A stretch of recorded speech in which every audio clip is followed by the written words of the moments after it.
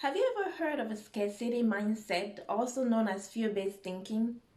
Today I'm talking to you about fear-based thinking versus love-based thinking.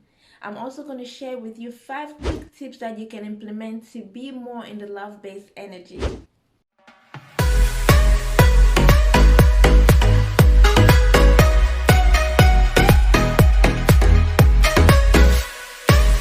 Hi, my name is Rose. I'm a self-love coach. On this channel, I share with you tips and hacks to encourage you to take your inner journey so that you can fall madly in love with yourself. This way you can show up in life as your true self. So let's do this. See you on the other side. Hi there, Rose here, the happiness warrior. Welcome back. So let's talk about what fear-based energy is. So fear-based energy is the state in which your mind is in when you are in fear. So whenever you have to defend yourself, because as you know, the mind is there to protect you. So when you're in a state of fear, you need to defend yourself. The difference here is that your mind stays in this constant state for a long time, and so you're constantly in a scarcity mindset. You're always afraid, and it doesn't look like you're panicking at every moment, but you're either stuck in the past, replaying the same event over and over again and hurting yourself over and over again, or you're stuck in the future where you constantly worry about what might happen, what could happen. Does that make sense? So you're not spending enough time in the present moment. You are afraid. You're not taking risk. You live in fear. That's why they call it a scarcity mindset, fear-based thinking, or as I like to call it, fear-based energy, right? Like I feel energy, I refer to it as energy. So the difference, the contrast of this, of course, is love-based energy, which is the opposite. You're more open, you're more willing to take risks, you're loving, you're compassionate. Now, how do you recognize fear-based thinking emotion?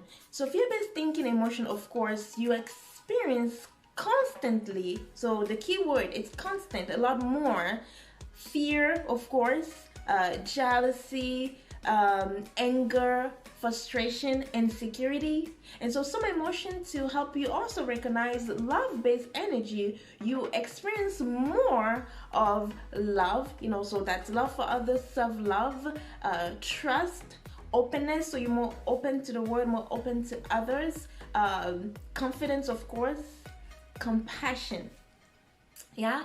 And so now, what are some of the things that you can do in order to be more in the love-based energy? Let me share with you 5 quick tips that you can implement right now to be more in the love-based energy. So tip number one, practice mindfulness. We talked about this before in the last video, in the video before, in pretty much all my videos. Mindfulness is so important. It has changed my life. Right? Being in the moment and truly enjoying life. Life is happening right now at this very moment. Yes, there are things that have happened in the past. They are painful. They're painful memories. Some of this stuff you still have scars, emotional scars, and even physical scars. I get this. There are things that could happen in the future which I don't have control over, nor do you. Right? But life is happening right now. So mindfulness helps you stay in the moment. And mindfulness doesn't mean that you go live with the monks, that you spend your days meditating. Mindfulness can be found in many things. It could be walking mindfully. It could be cooking mindfully. It could be, eating mindfully. It's just taking the time to really be in the moment and enjoy that moment. So eating is one of the things that I really focus on to practice mindfulness. So what I would do is I would take my time to eat that meal. I would, use my senses, how does it taste? How does it feel as it's going down my belly? It's a way to practice mindfulness. Tip number 2, practice self-awareness. And if you need help with this, I made a video on self-awareness, so it's going to be somewhere here, and also I can share it in the link below. So self-awareness, the practice to observe your thought, the practice to be a passenger that's just observing your thought is so important, because it gives you a chance to catch up to your thought and see how you're thinking. It gives you a chance to observe yourself and catch yourself and catch your thought, right? Because you've heard this before. You are not your thought, and your thought are not you. So you need to be very careful with this. And self-awareness gives you that. The practice of self-awareness gives you that. Tip number 3, seriously, let's stop with the excuses, right? I know that when we don't want to do something, I mean, you're tired, you're sick, the kids are sick, the sky fell down, God asked you to go help him make new clouds, you are creating a new formula. I mean, you will come up with all kind of excuses. The reason I'm saying stop with the excuses is because there's a lot of people out here, and of course myself included at some level, right? It's not like I never have excuses. But we say we want to lose weight, we say we want to sleep better, we say we want to be better, but we're not willing to take the steps and do the things that are going to help us get better. We have excuses. When you live in a state of fear, excuses are comforting, right? It gives you comfort, it makes you feel safe. Your excuses, however, they take you right back where you are currently. So if you're using your excuses as pillow, as currency, just know that you are not going to get the result that you say you desire. It's called priority, right? If you tell me you're too tired, you're too busy, but you have time to watch your favorite TV show, which by the way, they get the views. Those people are making money. You're just sitting here watching them mindlessly. You're the one losing. So if you choose to instead watch your favorite TV show, what you're telling me directly and indirectly is that your excuses are stronger than what you desire.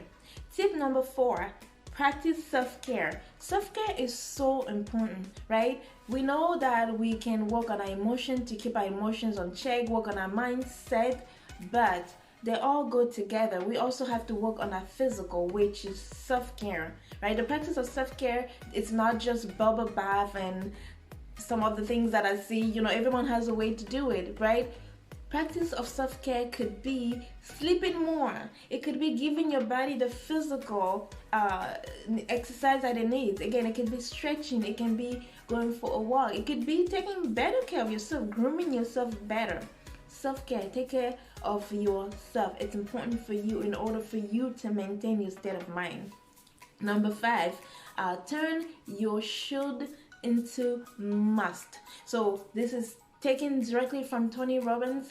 He says that we don't achieve our should, we achieve our must, right? The must means you give yourself no reason. It's called self-discipline, right? Because when you tell yourself this must be done, there's no excuses. There's nothing that's going to stop me from doing it. This is something that needs to happen. You will make it happen.